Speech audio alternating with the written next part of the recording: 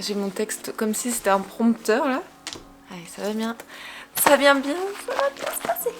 Bonjour et bienvenue sur ma chaîne YouTube. Ça fait au moins 5 fois, voire plus que je fais cette intro en me disant qu'un jour je vais poster sur YouTube. Ça y est, je suis décidée et motivée à monter la vidéo pour qu'elle soit la première. Je me présente, je m'appelle Léna, mais mon nom d'artiste c'est Je Vagabonde et je suis graphiste et illustratrice en freelance. Cette chaîne va être principalement dédiée à mon métier et à ma passion, donc mon métier c'est ma passion. Ce sera un peu tout englobé entre vraiment mon métier et parfois si j'ai envie de faire des tests, des DIY, tout ça. Aujourd'hui pour cette première vidéo, j'aimerais vous parler de ma première année en freelance. Comment j'ai commencé, pourquoi j'ai commencé, les conseils qu'on m'a donnés et je vais essayer de vous donner quelques conseils même si au bout d'un an je pense que je suis pas assez opérationnelle. En tout cas je me sens pas légitime de vous donner des conseils pour bien commencer vu que j'apprends encore tous les jours à gérer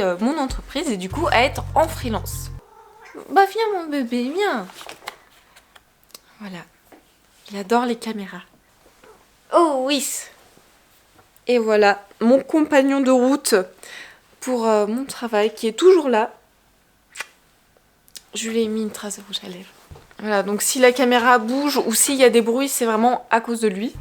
Officiellement, mon entreprise a démarré le 2 mars 2022, donc ça fait tout pile un an. Tout pile un an, aujourd'hui on est le 8 mars, peut-être que quand cette vidéo sortira, on sera mi-mars, fin mars, je ne sais pas. Et quand je dis officiellement, c'est parce que c'est la date qui est notée sur mes papiers d'entreprise ou voilà, quand je cherche mon entreprise sur internet, c'est la date qui ressort. Mais bien évidemment, j'ai commencé avant avec des recherches et tout ça. Ce qu'il faut savoir, c'est que j'ai été en alternance, donc pendant 3 ans, et je devais continuer dans cette entreprise, mais malheureusement ça n'a pas été le cas car elle ne m'a pas gardée et c'est durant cette phase un peu de transition, de recherche d'entreprise où je n'avais rien, donc j'avais terminé mon diplôme et je n'avais pas d'entreprise, où je me suis dit que ce serait intéressant de penser au freelance vu que mon diplôme me le permettait. Je suis diplômée d'un bac STD2A mais je suis aussi diplômée d'un DNMA de mention graphisme, option imprimé et typographie.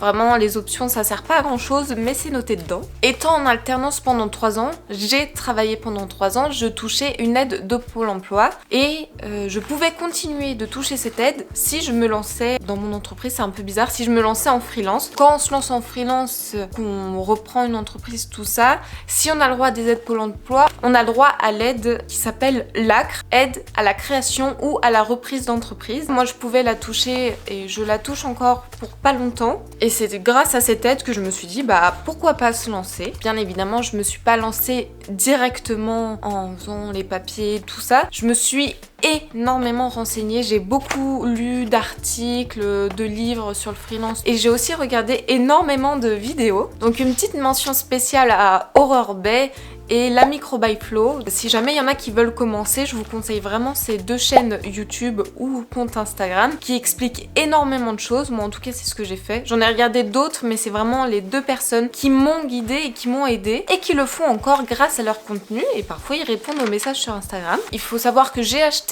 le guide du freelance, donc le livre d'Aurore Bay et elle est en collaboration avec une autre personne. Je suis désolée, j'ai oublié, je vais mettre le nom. Je me suis aussi abonnée à la newsletter de la Micro by Flo qui envoie du coup des mails très régulièrement sur les nouveautés qu'il y a en freelance. Aurore Bay, aujourd'hui, elle m'aide surtout pour le contenu et tout ce qui est la gestion d'une boutique, la gestion des visuels, comment gérer un compte Instagram, tout ça. Elle propose des newsletters. Je crois que je suis abonnée à sa newsletter aussi. Elle propose des formations, elle propose énormément de choses et la Micro by Flo, bah, c'est plus côté paperasse, banque et administratif. C'est ça, c'est le mot que je cherchais, c'est plus administratif. Par exemple, pour ceux qui sont déjà en freelance, vous avez peut-être entendu parler de la mention EI qui est arrivée tout pile au moment où je commençais. Donc c'est grâce à Micro by Flo, j'ai su ce qu'il fallait faire et tout ça. Voilà, c'est mon premier conseil, si je peux en donner un et je pense que c'est celui que tout le monde donne, peu importe le sujet, c'est se renseigner et se renseigner énormément. Être sûr qu'on fait le bon choix et d'être paré à ce qui va arriver. Quand je me suis lancée, il y avait la question de tout ce qui était papier et j'ai eu la chance de ne pas m'en occuper dans un sens où comme je n'avais pas de compte professionnel, j'ai décidé d'ouvrir un compte professionnel. Donc c'est sur Shine. Si jamais il y a des gens qui sont intéressés de se lancer et d'ouvrir un compte professionnel, je peux vous avoir un code promo, voilà, et être votre parrain, votre marraine du coup. Donc vous aurez un code promo, ce qui est aussi avantageux pour moi.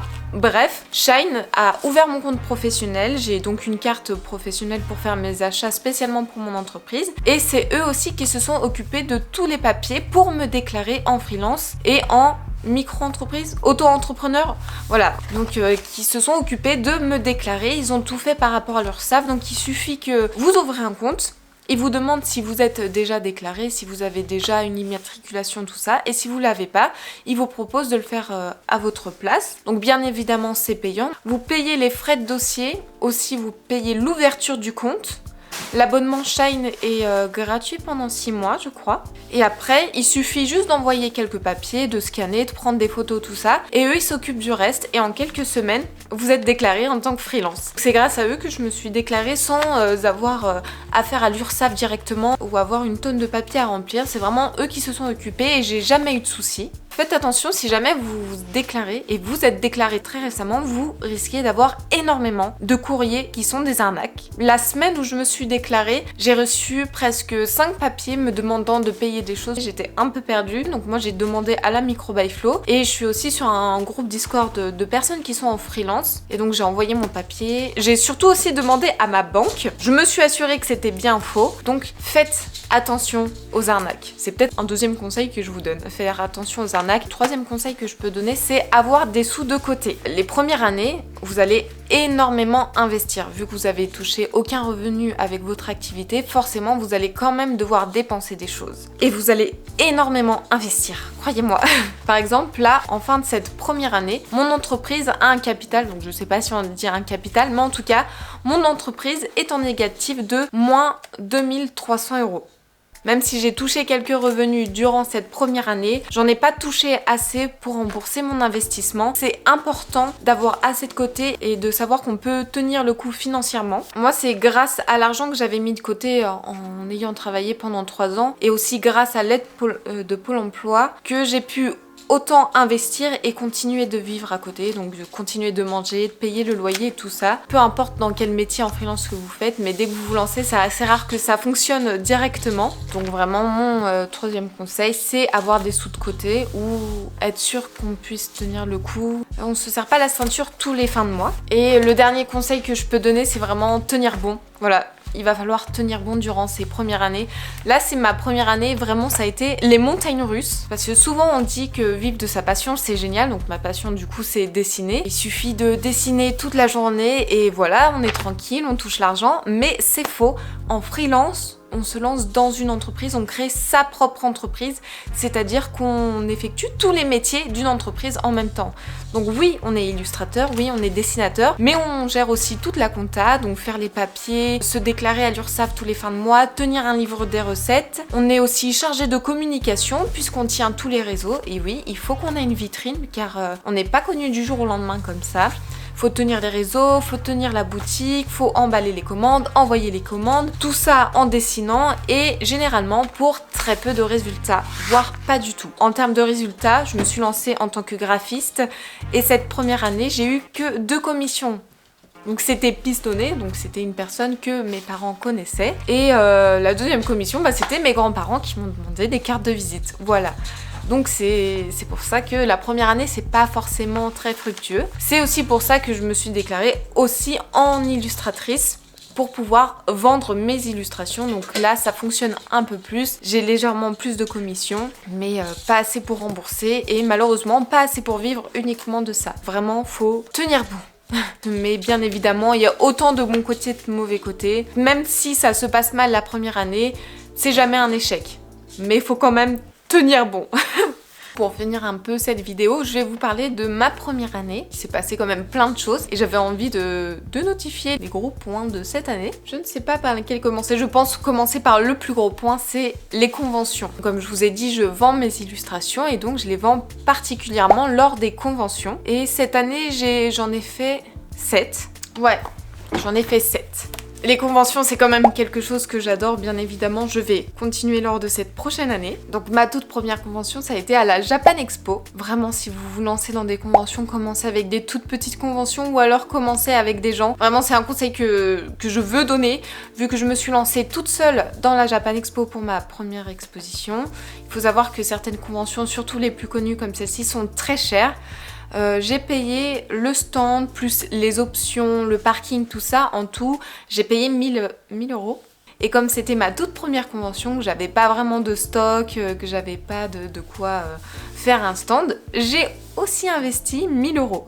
Donc voilà, ma première convention m'a coûté 2000 euros et bien évidemment, même si la convention a duré 4 jours, je ne me suis pas fait 2000 euros, je me suis fait 500 euros, dans les alentours de 500 euros. Donc on peut se dire que c'est bien déjà pour un début. Oui, mais ça rembourse pas. Et après j'en ai fait plusieurs, des plus petites, des plus grosses, vu que j'ai fait la Paris Manga en décembre. Et il y en a qui ont plus ou moins marché, donc ça dépend aussi de beaucoup de facteurs. Mais en tout cas, les conventions, ça reste quand même une très bonne chose puisqu'on rencontre énormément de belles personnes, autant d'artistes qui vivent de la même passion que nous. Donc on sait ce que c'est quand ça fonctionne et on sait encore plus ce que ça fait quand ça fonctionne pas. Mais aussi, on rencontre énormément de personnes qui soutiennent notre travail, qui passent sur nos stands, autant pour nous donner des conseils que des compliments, tout ça. Donc qui me suivent aussi maintenant sur les réseaux et ça se trouve, vous me suivez maintenant sur YouTube. Donc merci beaucoup aux personnes qui me soutiennent car c'est grâce à vous que je continue du coup à faire des conventions et que je croise les doigts pour finir par en vivre pleinement. Peut-être qu'on se verra dans une prochaine convention. Le deuxième point du coup, c'est d'avoir fait beaucoup d'illustrations et mes premiers goodies. Donc bien évidemment, j'ai beaucoup dessiné. J'ai appris à dessiner sur tablette. Je dessine sur Procreate maintenant comme beaucoup d'artistes. Je continue toujours de dessiner au traditionnel parce que c'est comme ça que j'ai appris à dessiner. C'est là d'où vient mon style. Et du coup, j'ai fait mes premiers goodies, j'ai fait mes premiers stickers,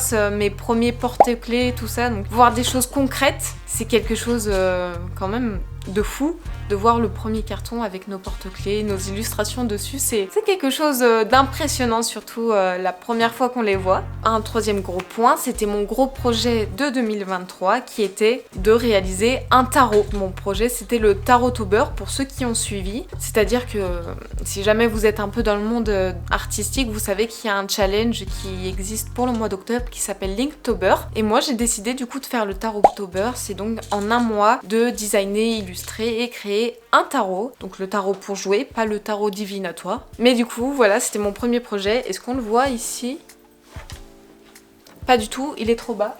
Mais donc j'ai illustré, designé tout ça en un mois. J'ai aussi fait des petits... Alors je dis en un mois parce que j'ai commencé un peu avant, en mi-septembre, pour me laisser les week-ends de libre. J'ai fait des petites vidéos, donc des reels sur Instagram que j'ai aussi partagé sur TikTok. C'était quelque chose de très intense que j'ai énormément aimé faire. Et du coup, à la fin du mois d'octobre, j'ai lancé une campagne Ulule pour m'aider à financer l'impression car c'est quand même très cher. La campagne Ulule a très bien fonctionné. C'est un gros projet, c'est mon gros bébé. Bon, pour ceux qui ne connaissent pas Pitty, c'est ma petite mascotte, voilà. Et donc c'était mon gros projet de 2023. J'ai fait du coup le tarot et il y a l'artbook qui est avec, qui sont bien évidemment en vente. Ils sont pas encore mis en ligne sur ma boutique, en tout cas au moment où je vous parle, parce que je suis en pleine réflexion sur la boutique, mais ça ce sera le sujet d'une autre vidéo car je trouve que c'est très important. Ils sont principalement en vente en DM, donc si jamais vous êtes vraiment très intéressé par ça, je peux vous faire un devis personnalisé avec les frais d'envoi, tout ça, par mail, par Instagram, par peu importe si vous voulez me contacter, ou sinon lors des conventions. Bien évidemment, si je vous parle de gros projets 2023, c'est qu'il y a un gros projet 2024, mais encore là, ce sera le sujet d'une autre vidéo. Et dernier point, le cinquième point qui était assez étonnant, même moi qui m'a étonné, c'est que j'ai accueilli une stagiaire. Donc il faut savoir qu'en freelance, on peut accueillir une ou un stagiaire, on peut en accueillir 3 maximum en même temps. Bien évidemment, au bout de 3 mois, il faut les payer. Moi, c'était une stagiaire de seconde, donc une semaine scolaire, ce qui fait 4 jours. Et je l'ai accueillie en visio, puisque comme je suis en freelance, je travaille de chez moi. Mais on a fait tout ça par Discord, en visio. C'était très intéressant, autant pour elle que pour moi. J'aime beaucoup expliquer le fonctionnement des logiciels, comment mettre en page, tout ça. Donc elle était venue surtout pour en tant que graphiste et la gestion d'entreprise. Comme je lui ai dit, moi c'était le tout début. Alors le tout début, oui et non. Je l'ai accueillie il y a un mois à peu près, déjà. Et du coup, c'était ultra intéressant. Est-ce que je recommencerai? Je ne sais pas. Je ne sais pas, dans un sens où en visio c'est quand même très compliqué, mais c'était quand même super intéressant. Je crois qu'elle a été contente de mon travail. Je suis très contente, très fière d'elle, très fière de moi aussi d'avoir fait cette expérience. Voilà un peu pour ma première année en freelance. Comme c'est ma première vidéo YouTube, je pense que c'est un peu brouillon, même si j'ai essayé de faire un script.